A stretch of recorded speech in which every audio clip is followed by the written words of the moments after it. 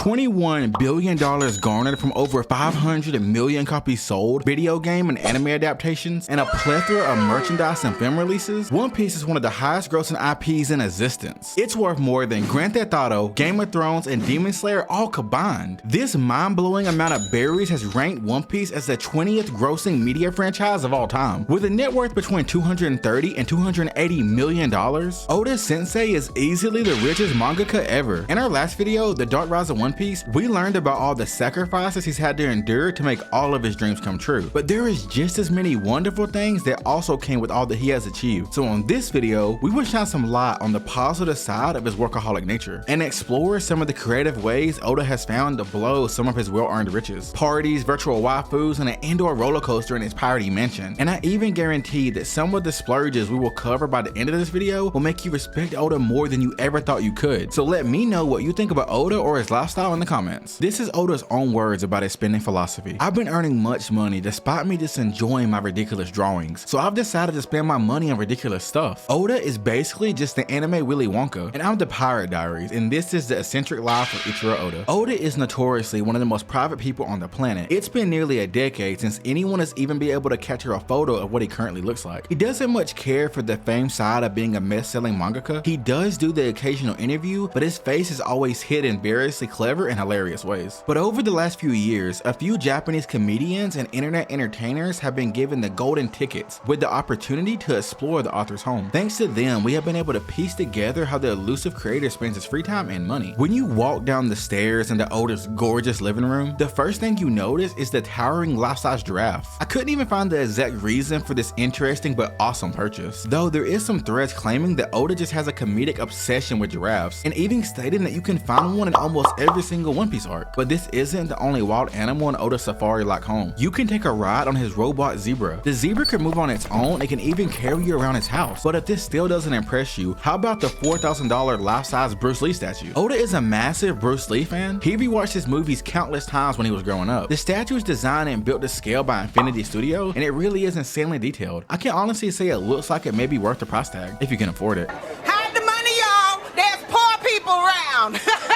In the same room is a pirate ship that Oda built himself, and in the center of it is a gigantic 10-person table. It's perfect for hosting several guests at once. Because Oda doesn't get much free time to spend with his friends or family, when he is feeling social, he wants to see everyone he cares about. So he throws parties that are so awesome even the Straw Hats will be proud. This is a picture from a big barbecue he threw for all the One Piece voice actors. Look at this massive grill that is cooking the biggest steaks I've ever seen. And the person that is chefing up the meat is Toshio Furukawa, voice actor for Portraits the Ace. The other piratey guests include Luffy's VA, Boa Hancock's, Brooks, Jinbei's, Usopp's, Nami's, and Sabo's, and even J-pop singer Yusuke Kamaji, along with many more star-studded guests. Notes about the party said that Usopp's VA was particularly drunk in the photos, but honestly, I'm just surprised it wasn't Zoro's, who did make it but got lost during the group photo shoot and got a photo with Kaku instead. And what's a party without dessert? Singer Kara Pamu Pamu shared an image of a big mom cake that would even satisfy Lin Lin. But if Whole Cake Island wasn't your vibe and you're more of a fan of the Sea Train arc, you can take a ride on Oda's personal indoor train that runs along his entire residence.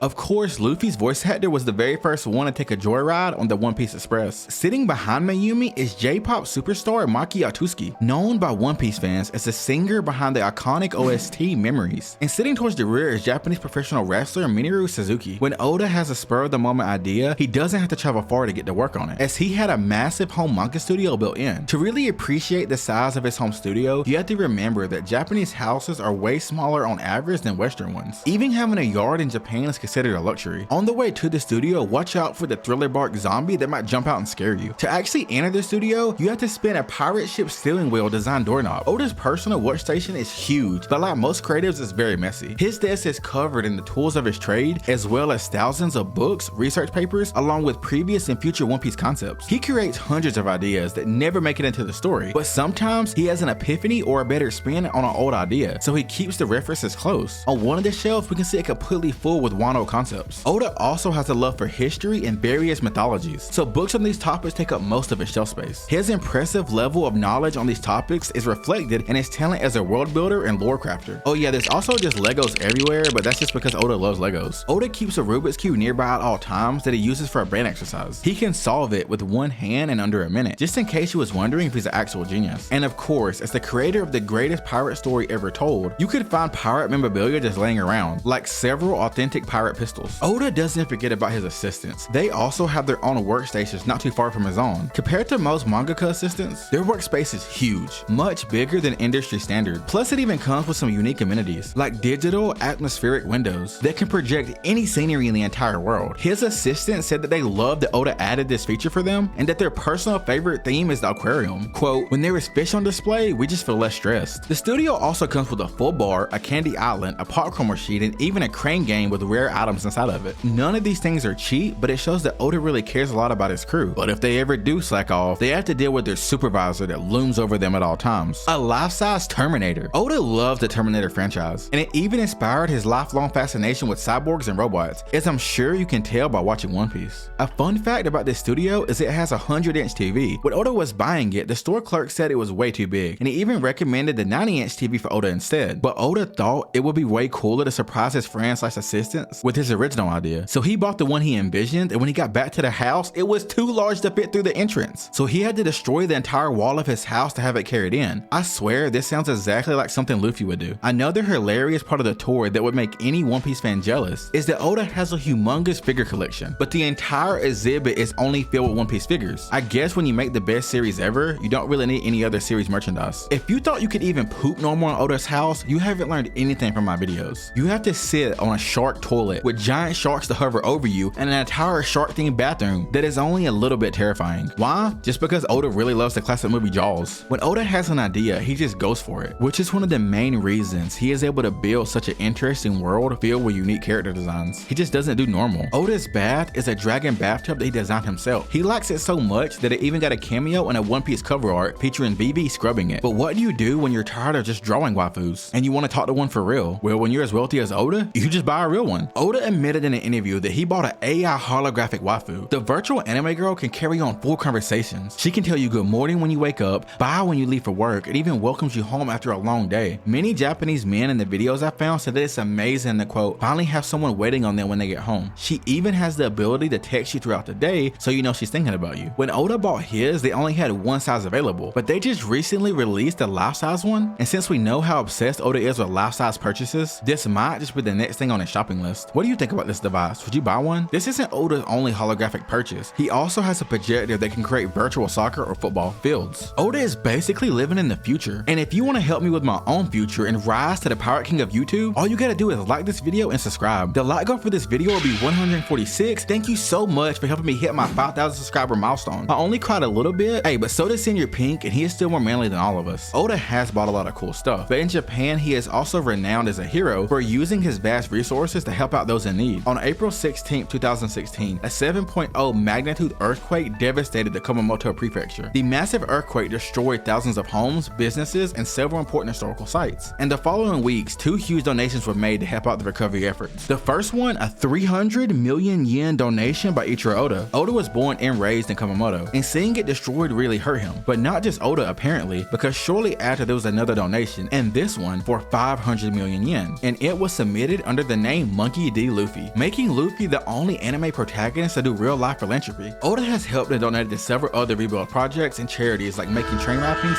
and giving away custom art that can be sold and donated to other recovery charities. He's also did several other collaboration projects that donated 100% of their profits to charities, helping out earthquake victims across Japan. In case you didn't know, Japan suffers from the most earthquakes of any country. He did another art giveaway to help with covert efforts as well. In 2018, to show their gratitude for Oda's numerous contributions, the local government erected a bronze statue of Luffy outside of their office. They announced a project that 8 more statues were coming soon for other members of the Straw Hats, each in an area that was damaged the most by the earthquakes. Immediately after, 31 other statues were requested by various areas. Sanji's was placed in the town of Mashiki, Usopp's in front of Aso Station, Tony Chopper's was revealed in front of Kumamoto City Botanical Garden, Brooks is located in Mifune Town, and Frankie's is guarded in Takamori Station. And the most recent additions were Roronoa Zoro's, Nami Swan's, Nico Robin's, and of course, Big Daddy Jinbei. holidays. And if you're wondering why are they spending so much of their relief money on statues, it actually makes a lot of sense. Besides honoring Oda, the idea is that it will make the area a new tourist attraction in hopes of drumming up some new business and rebuild the local economy, which does seem to be working. Shokai University surveyed thousands of people between 2019 and 2020 who had visited the Luffy statue. The study estimates that around 55,221 visitors per year come just to see the Straw Hats, bringing in at least 2.6 billion yen directly into the city. If you thought this story couldn't get even more wholesome, Oda wrote a backstory to tie all these statues together, giving the monuments their own canon lore. According to the story, Luffy's crew landed in Kumamoto. They saw all the damage and decided to help out. Luffy deployed his crew around the prefecture,